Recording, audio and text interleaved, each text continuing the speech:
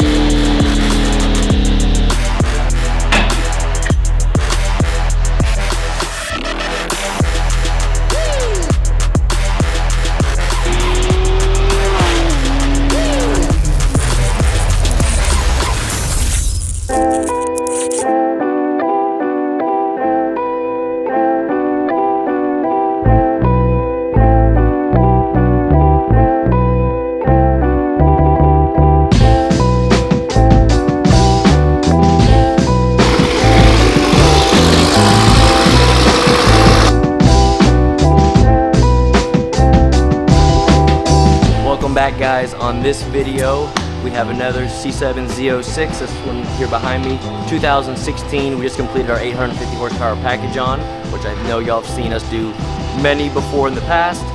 This one in particular, this customer is more of a drag racer. Yeah, he still drives it on the weekends and they go to street meets, stuff like that, but his goal is a solid 9-second time slip over and over and over again. So on his, we added an ice tank to it, and something you'll see in this video while I dyno it to show you kind of the benefits of putting an extra, we call it heat exchanger tank, on these vehicles.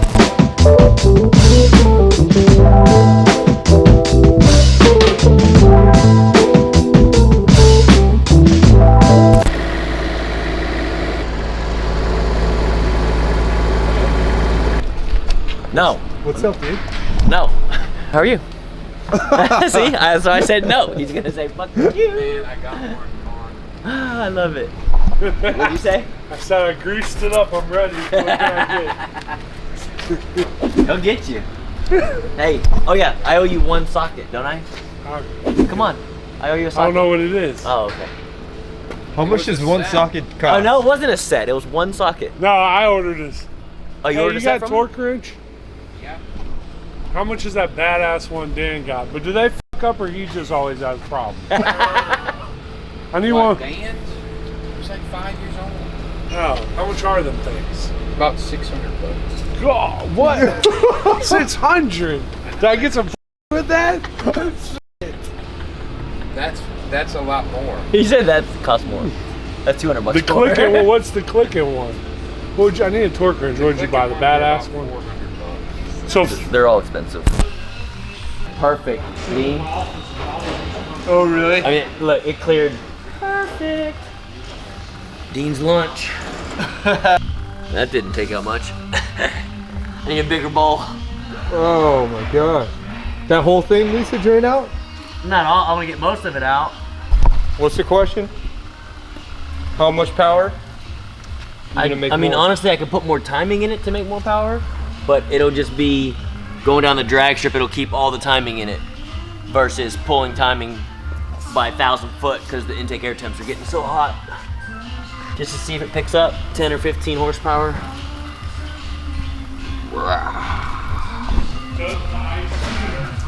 Oh! Yes, it does. Better. Don't worry, this goes to our thing in the back for our septic oil and coolant. What you got? Use that. Oh! They're there. Okay. Yeah, we'll go.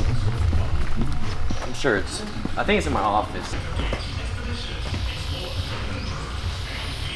As you can see, this tank, we can put up to an extra 2.5 gallons of coolant / water, and whether you put ice in it for drag racing or you just have it under your hood driving the car every day, that extra 2.5 gallons, obviously adding to the system helps keep everything cool. So it goes from the supercharger to the tank, through your heat exchanger, obviously to the bricks, and then back. So anytime you could add coolant to a system like that, it helps air temps even without adding ice to it. We did a lot of racing last season. I think we went to what, 5 races and won every race. If y'all haven't seen my race car, Dean will post a link right here of the last event we were at. We plan on doing a lot more racing this year. These are a set of rods out of that motor. We freshened it up. We're ready for this season. Hopefully kick as much ass as we did last season. But Dan also has his car not ready yet, but it's almost ready. He's in the middle of putting a parachute on it. Guess what color parachute he's installing?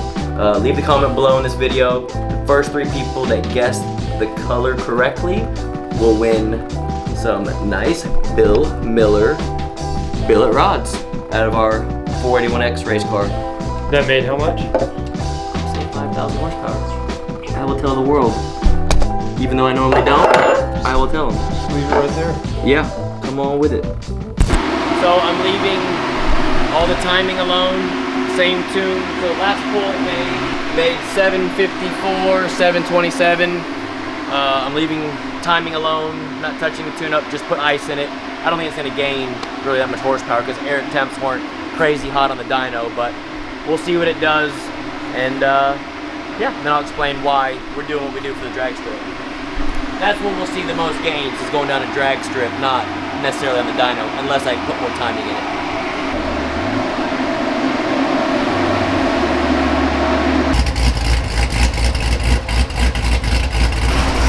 You can actually feel it. It's getting cold right here. Circulating. The cold is circulating through. You can feel it nice and cold.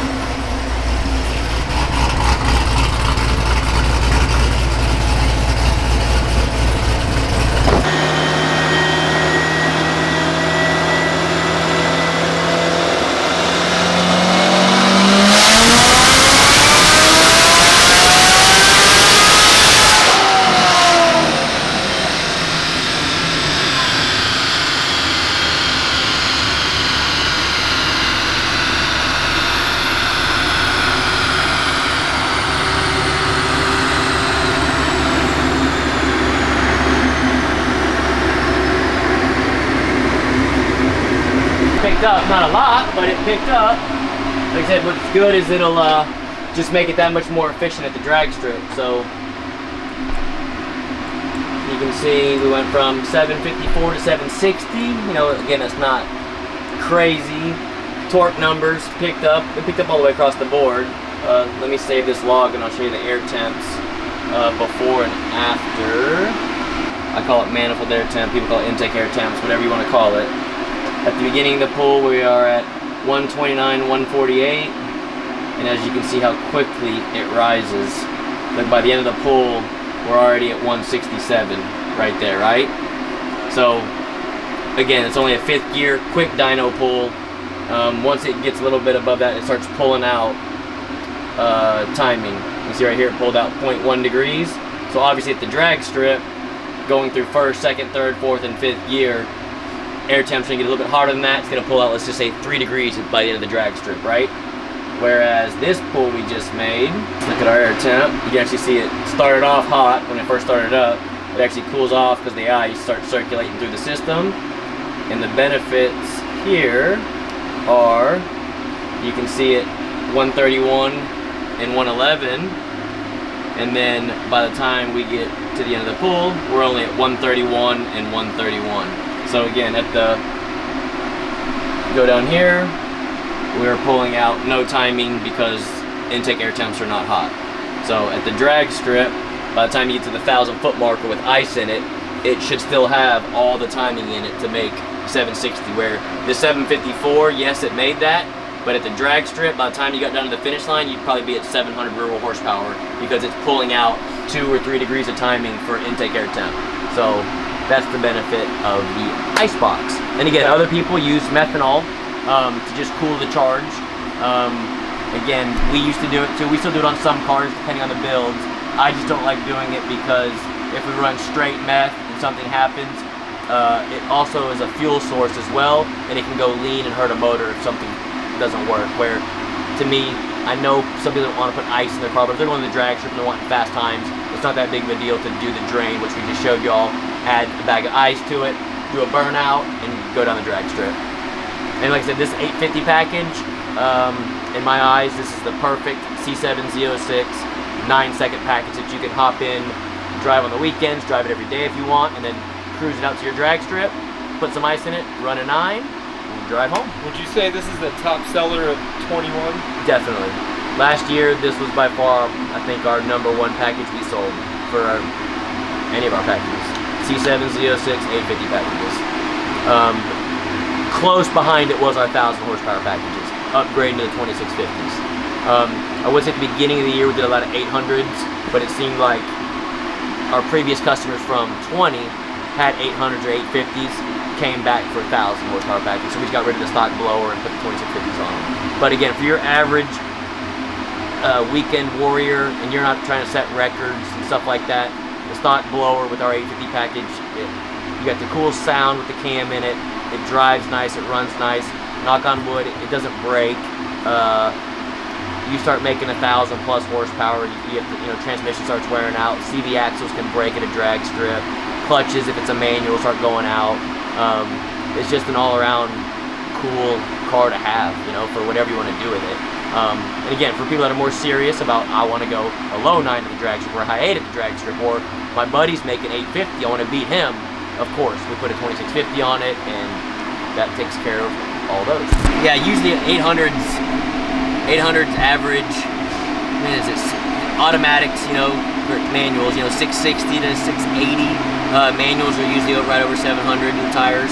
The last few manuals, 850s we've done have made 800 rear-wheel horsepower. So again, 60 rear-wheel horsepower gains going from the 800 to the 850 package.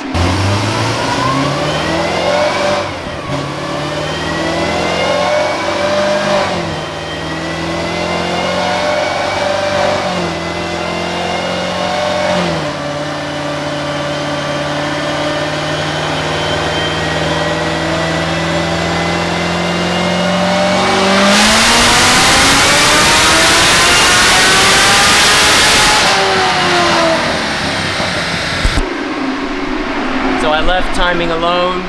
I just played with some fueling stuff. The DI motors you can play with, it's called injection timing. When the injector fires and opens and closes, we just picked up 22 rear-wheel horsepower.